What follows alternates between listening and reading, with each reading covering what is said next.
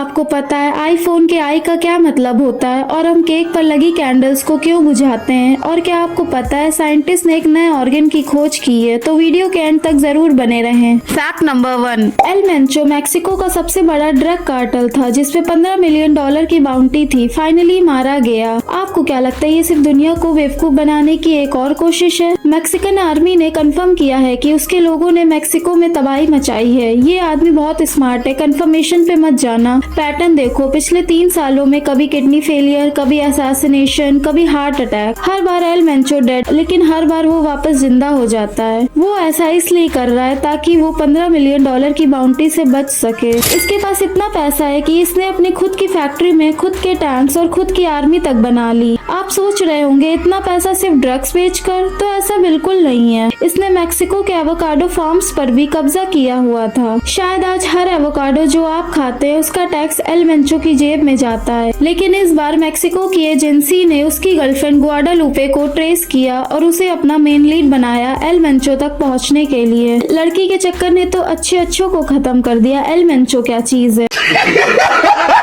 ये खबर सच है या नहीं, पर असली गेम तो अब शुरू हुआ है। मैक्सिको में जो दंगे हो रहे थे वो सिर्फ उसके मरने के लिए नहीं बल्कि उसकी सीट के लिए भी हो रहे थे। थ्योरी है कि मरने से पहले मेंचो ने सारा एम्पायर अपनी बेटी ला नेग्रा के नाम कर दिया था। मतलब दुनिया का सबसे खतरनाक कार्टेल अब एक औरत चलाएगी। या फिर ये भी हो सकता है कि एल मेंचो का एक मास्टर एस्केप प्लान है। आपका क्या कहना है? मुझे कमेंट में जरूर बताइएगा।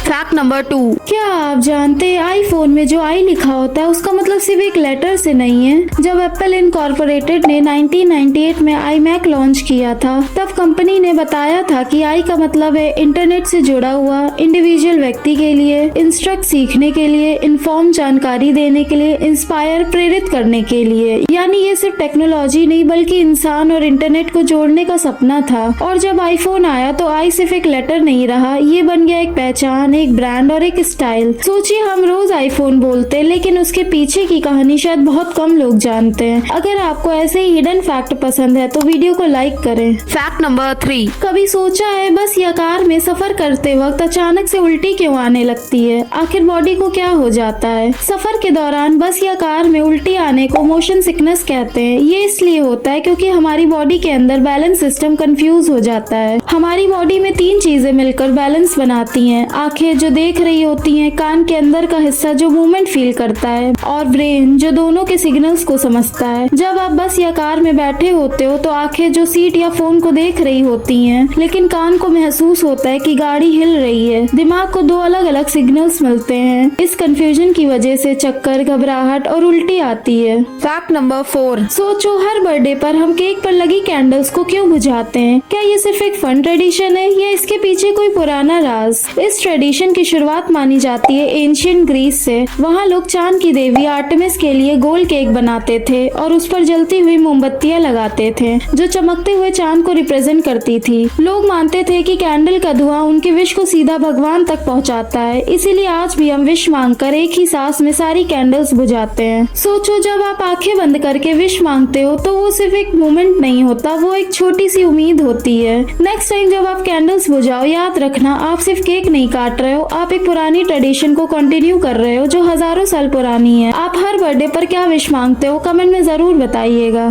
फैक्ट नंबर 5, क्या आपको पता है जापान में बच्चे एग्जाम से पहले किटकैट खा के जाते हैं जैसे इंडिया में दही खिलाया जाता है गुड लक के लिए। और जापान में किटकैट का क्रेज इतना है कि 2011 की सुनामी के बाद लोग एक दूसरे को किटकैट भेजते थे जिसमें मैसेज था यू विल श्योरली रिकवर। इसके रैपर को आप एज अ ट्रेन टिकट भी यूज कर सकते थे। जापान अकेला ऐसा देश है जहाँ किटकैट 300 फ्लेवर से भी ज्यादा मिलती है। वहाँ के अलग अलग रीजन्स में अलग अलग फ्लेवर में किटकैट मिलती है जिन्हें सोवेनियर्स की तरह गिफ्ट किया जाता है कि देख मैं वहाँ से तेरे लिए किटकैट लेके आया। इन सब का रीजन है किटकैट का नाम। जापान में इसे किटोकाटो प्रोनाउंस किया जाता है जो जापानीज से किटोकात्सु से मिलता है जिसका मतलब है यू विल श्योरली विन, यानी जीत तुम्हारी होगी। किटकैट की सबसे ज्यादा सेल होती है जनवरी के महीने में जब जापान में बच्चों के एग्जाम्स होते हैं। फैक्ट नंबर 6, क्या आप जानते हैं साइंटिस्ट ने हाल ही में इंसान के शरीर में एक नया ऑर्गन खोजा है और इसका नाम है रेस्पिरेटरी एयरवे सेक्रेटरी सेल्स। दोस्तों हमारा शरीर पहले से ही एक रहस्य है लेकिन हाल ही में साइंटिस्ट ने हमारे हमारी रेस्पिरेटरी सिस्टम में एक खास तरह के सेल्स की खोज की है। इन सेल्स को रेस्पिरेटरी एयरवे सेक्रेटरी सेल्स कहा जाता है। ये सेल्स हमारी सांस की नलियों में मौजूद होती हैं और खास तरह का फ्लूइड बनाती हैं जो लंग्स को हेल्दी रखने में मदद करता है।